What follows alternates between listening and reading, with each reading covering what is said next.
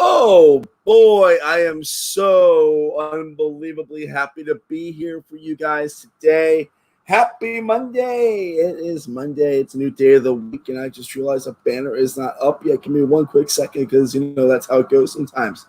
Where's that banner? There we go. Oh, there we go. It's a live show. This is what happens sometimes on MarkTalk. Things happen, issues happen. It's how it goes. Happens. Happening. It's happening. It's what it is. I'm making myself laugh, and we're not even a minute into it. We're a minute into the show, really. I think guys, so much for tuning in today. If you don't know what MarkTalk is where I talk to you as Mark, but also it's a show. It's a multi-format show, 4 days a week. I've got Mondays AMA, Tuesdays I show the latest episode of Mark Meets World. Wednesdays I have an interview, and Fridays we do a Brant Steel, which is a survivor simulator, and you guys can be involved in all of it, and that's the fun of a live show. So let me see right here. So tune in for the fun. If you like what you see, press that thumbs up. Please subscribe. We're almost at 100 subscriptions. That's crazy to me. 100. That's a glorious number. That makes me so happy. To think that this thing all just started because of sadness and depression just makes me happy, for lack of a better word, that I've been able to get myself out of this creative funk and onto just the normal funks that happen while this is all happening. But it is okay, and I am very happy that you are here, tuning in, listening to me talk about my opinions. That's what today's is. Today's an AMA. I'm going to tell you, you ask the questions, I answer them, and that's it. And then we have fun, and I laugh, and hopefully people enjoy it and come out happier. If you're in the comments, please say hi, all that usual stuff. So let's get started. Got a good amount of questions today. Some from my friend Madison Marsh, who asks, how comfortable is the chair sitting? So I recently bought a new chair because I've been doing a lot more stuff in this corner of my room, which also has not made the internet as good as it could be sometimes, but that is how that is. And she wants to know how comfortable the chair is. I bought the chair about $60 on Amazon. It's not the most comfortable thing. I actually had to buy a pillow to sit on, so it gets a little more cushioning, but it's not bad. It's got good back support. It does a little recline back thing, as you see right here. But it's a very standard, cheap office chair. I've got no real issue with it. I can sit on it for hours on end, and that's the most important thing. Yeah, good question. So Ben O'Connell, friend of the show, asks, what's my dream? And I was like, what kind of question is that? That's such a vague question. So I asked him if he can clarify. And he goes, top 3 dreams in whatever form they take for you, whether it be a dream like we have while you're sleeping or like a really hard life goal. Have fun with it. This is a really good question because my biggest dream is to be a Broadway actor. I think that'd be the most a working actor. I am a character actor, but being a working actor is the complete goal of mine. Whether it be stage, film, commercial, whatever, just be a consistently happy working actor. That's definitely number 1. Number 2, if I find happiness, to make sure I can keep that happiness in a smart way. That's the best way to put that. Don't want to overwhelm or anything or hurt anything. That's never my goal. But yeah, I think it'd be really cool if I can fly. I've had that dream before. I think it'd be really awesome to fly in a dream, and that makes me happy. The thought of that. Good questions, though. Christian Hoffman asks, if you could change your name to any name, let's say you are required to, what would it be? I don't want my name to be anything kind of douchey. I actually like my name, Mark Levy, a lot. I think it's a really good name.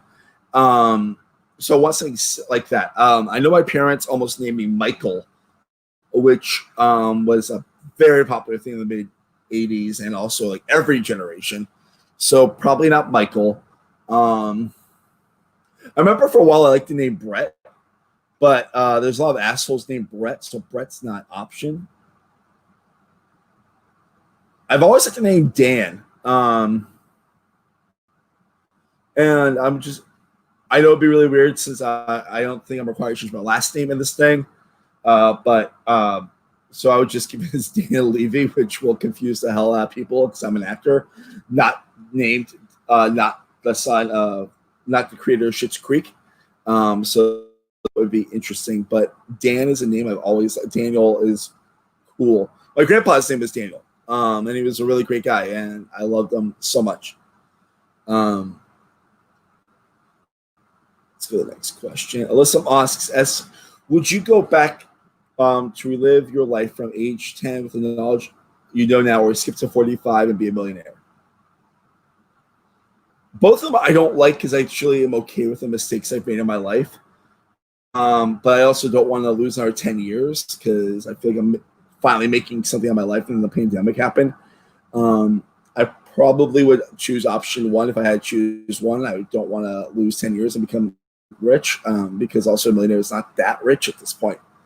Jared Laxer asks, on top of that, hypothetically, when you die, you have the option to rewatch your entire life from start to finish. However, if you do this, your 10 closest friends and family members watch it. I don't think they would enjoy that. I don't enjoy it at all. I think that they would think that I don't think that would want to cause them to deal with all the awkwardness that happens. But also if it's that situation where I choose to relive my life again, then they would see it all again. Hopefully better mistakes, not the same mistakes. But that would make me very unhappy. I would not want them to experience that ever. All right, next question. Zachary Kruskal asks, is water wet? So water is a state of what it is. And in theory, yes, but I'm going to say no just to be contrarian about this. Because I think that there is wetter versions of water than normal water. So like oily water or something. So I'm going to say water is water. Water is not wet. Water is just water. My dad asks, how do ideas for a new play come to you? Is it your from current events, past personal experience, from dreams, or what? My dad's also a creative person. He is an awesome, talented photographer. So it's always good to see a question like this inside the chat. Let me think. I think the answer to this is really complicated. It depends on where my headspace is recently. For me, right now, it comes to me from what I want to see on stage. For a play like Lenny Bruce is Not Afraid, it was done because I was having Trump anxiety attacks, and that was how I could sleep at night, and that was needed. So it depends on what the play is. Like, for example, See You in Hell, I wanted to see a slasher horror movie on stage, but have it be a comedy because I think comedies are better than drama sometimes. Just my personal, comedy is better than horror sometimes. And yeah. But I think that's pretty much it in that regard. It just goes with the flow and all that stuff, all that weird, fun stuff that you hear. Let's see. Question is going to be another one from my friend Madison Marsh. She asked, what my favorite type of sandwich? I'm a pretty basic guy when it comes to sandwiches.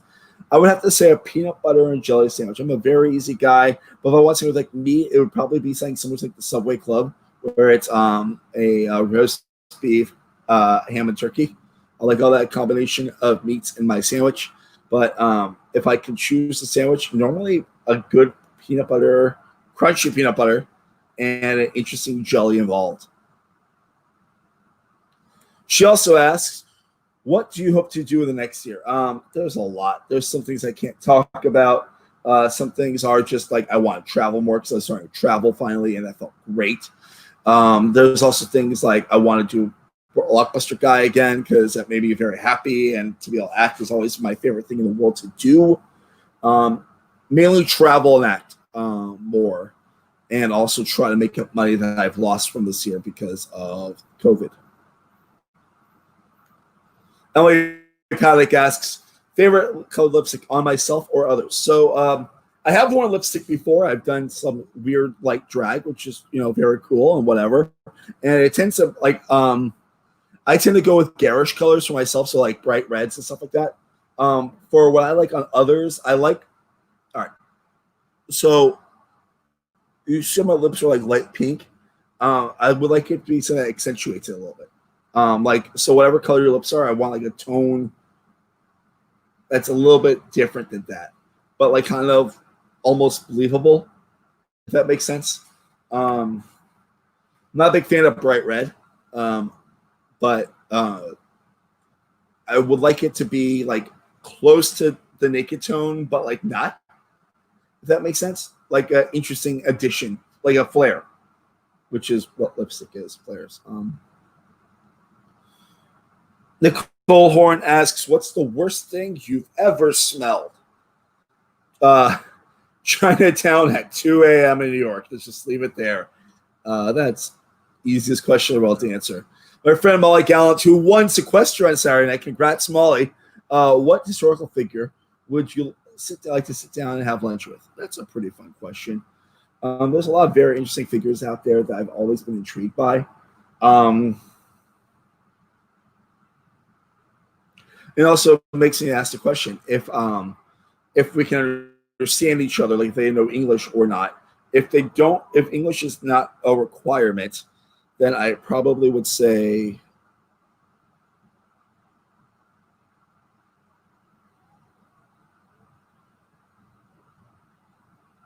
Beethoven. If English is a requirement, then I would probably say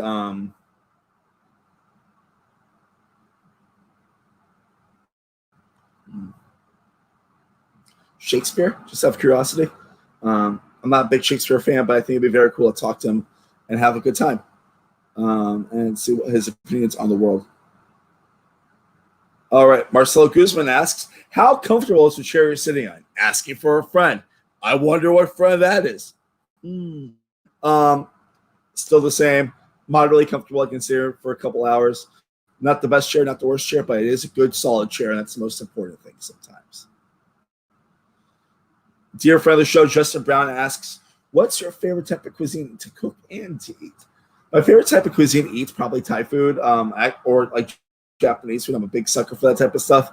It tastes really good, and it makes my stomach very happy, especially Thai food, where it's kind of light on the stomach, but you feel full. And you want to feel full when you're eating good food like that, right? And to cook,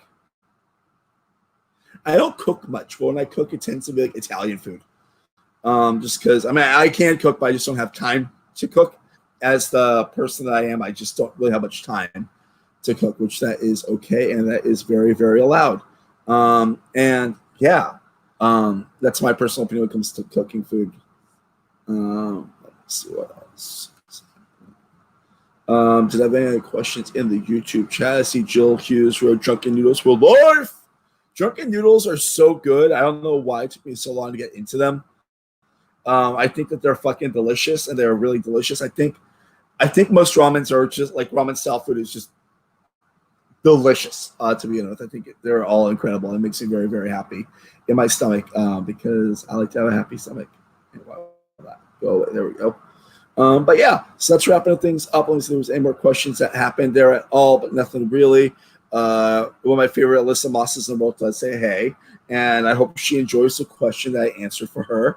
For you, Alyssa, tuning in right now, if you did not watch, I chose the option A because that felt better for my psychology than losing 10 years. Wrapping up the show. First, I want to say thank you guys for tuning in.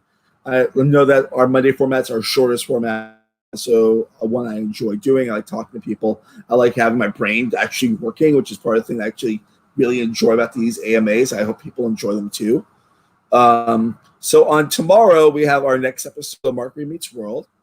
And it's going to be exciting. I recorded with my friend Andrew Favaloro this past weekend, and we talked about the season 1, episode 11, the father-son game, where it's written by Bill Lawrence, the writer and creator of Scrubs. It's his first script, I believe, for television, which is pretty cool. Tune in. That I will do a live watch along at 4 o'clock for that tomorrow. and that will be fun. And on Wednesday, we have our next interview day, and that'll be with my friend Kevin Falk. We will be talking about movies. And what I need from you guys is I need what you want for our top 5 list, like top 5 digital movies, top 5 martial arts movies, top 5 whatever. We're going down top 5 lists, which I'm very excited about. Of course, if you want to be involved in the show, please tweet at me at MarkTalk85. Follow the show, rate, subscribe, all that great stuff. I thank you guys so much for tuning in. We have a great week coming up, and I hope to see you guys tomorrow.